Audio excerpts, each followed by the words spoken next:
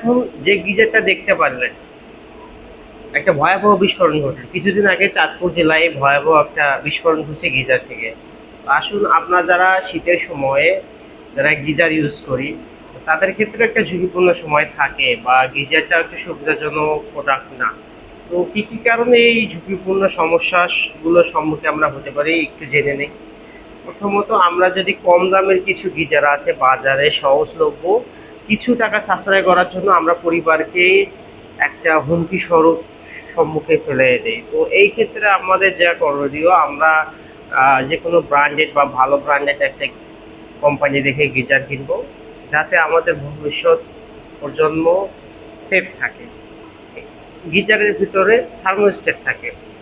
তো এই থার্মোস্টেট যদি অনেক সময় নষ্ট হয়ে যায়, অনেককে আমরা দক্ষ ইলেকট্রিশিয়ান বা টেকনিশিয়ানকে দেখাই যারা বাইপাস করে দিয়ে চলে আসে। তো আপনারা নিশ্চিত থাকবেন যে থার্মোস্টেট কাজ করতেছে কিনা। যদি থার্মোস্টেট বিকল থাকে তাহলে এখানে বেশি পরিমাণে বাষ্প উৎপাদন হয়, যেটা ব্লাস্ট হওয়ার সম্ভাবনা বেশি থাকবে। তৃতীয় কারণ, প্রেশার রিলিফ সুইচ বা একটা ভাল্ব থাকে, যেটাকে প্রেশার যখন ক্রিয়েটেড হয় তখন প্রেশারটা বাইপাস করে দেয়। তো আমাদের জানা মতে প্রেশার সুইচটা যদি নষ্ট থাকে তাহলে এখানে বিস্ফোরণ হওয়ার সমস্যাটা রয়ে যায়।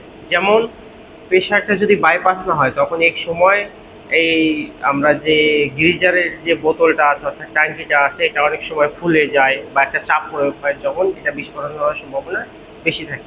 চতুর্থ কারণ, নিম্নমানের কপার তার বা নিম্নমানের তার আমরা যদি ইউজ করি, এখানে অনেক সময় গিজারে লোড নিতে পারে না। তো যার কারণে এই গিজার থেকে ইলেকট্রিক শক বা ভোল্টেজ আপ ডাউন এগুলো সমস্যার সম্মুখীন হতে পারে। পঞ্চম কারণ, যদি গিজারে অতিরিক্ত ময়লা থাকে তাহলে গিজার অনেক সময় হিটিং হয় না। তো আমরা চেষ্টা করব এটা বছরে 2-1 বার সার্ভিস করে নেওয়ার জন্য, যাতে এই অতিরিক্ত ময়লা যাতে না থাকে গিজারে, তাহলে সঠিক পরিমাণে গরম পাবেন। ষষ্ঠ কারণ, গিজার বন্ধ রাখা অবস্থায় বা পানি না থাকা অবস্থায় কেউ কখনো গিজার চালাবেন না।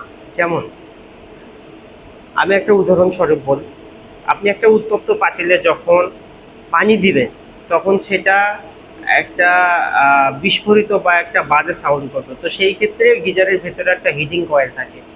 তো এই হিটিং কয়েলটা যখন চালু থাকে ওই অবস্থায় যখন একটা ঠান্ডা পানি দেয় তখন একটা আকর্ষণ বিকর্ষণ ঘটে ওই হিটিং কয়েল প্লাস পানির সাথে, তখন এখানে একটা এক্সপেনশন হয়। তো এখান থেকে একটা শর্ট সার্কিট বা বিস্ফোরণের একটা অবস্থান তৈরি হয়। তো আসলে এই কিছু কিছু বিষয় আছে যেগুলো আমরা যদি ফলো করি তাহলে এই সমস্যাগুলো এড়িয়ে চলতে পারবো। তো সর্বোপরি একটা কথাই আমরা নির্দেশ করব যে আপনারা যারা শীতকালে গিজার ইউজ করেন তারা সব থেকে একটা ভালো ব্র্যান্ড থেকে সাজেস্ট করে সেই ব্র্যান্ডের একটা গিজার কিনবেন। প্লাস এখানে যে ওয়ারেন্টি সার্ভিস বা 2 টাকা বেশি লোক এটা কখনোই ডিফারেন্ট করবেন না, ঠিক আছে। প্লাস ওয়ারেন্টি সার্ভিস দেখে আপনারা কিনবেন, যাতে আপনার পরিবার সেফ জোনে থাকে।